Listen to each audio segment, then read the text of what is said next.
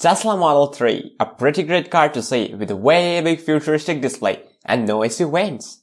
At least to see. Well, it has an HVAC system in it, but then how does it work? Let's untangle in this video.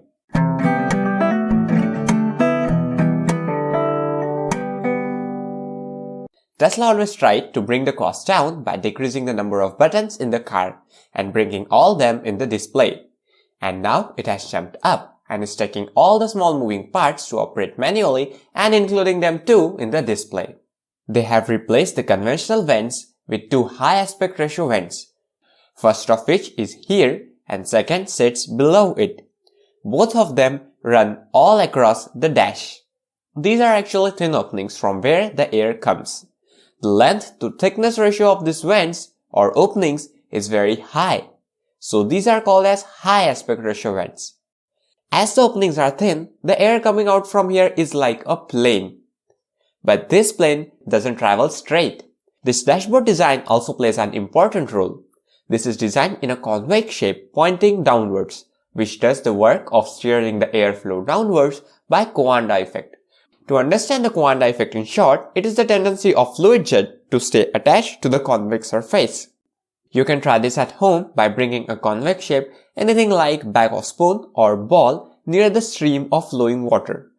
The water changes the path and tilts according to the surface. This is what happens in Tesla too.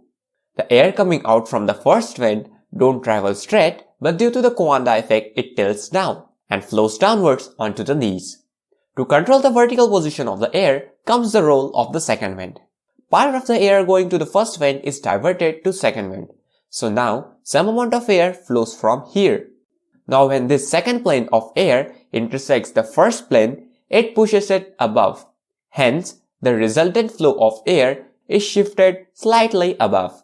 More the air you allow from the second vent, higher the airflow is diverted.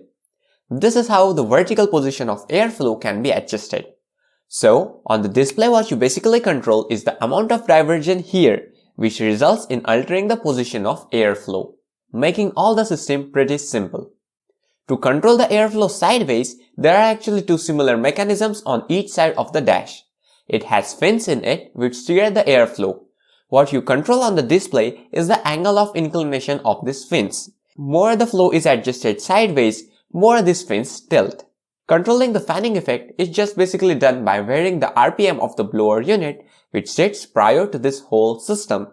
And just to clarify, this air directing system doesn't play any role when the fan speed is changed. So that's how the most engineered vents in a car work, by using the principles of fluid dynamics, decreasing the moving parts and maintenance, giving the cabin a cool and futuristic look. Thank you for watching this video. Make sure you subscribe to the channel and hit notification bell to get notified for future videos. Also make sure you hit the like button and share this video. If having any question or comments, feel free to mention them down in the comment section below. As of for now, I'm signing off and see you guys next week.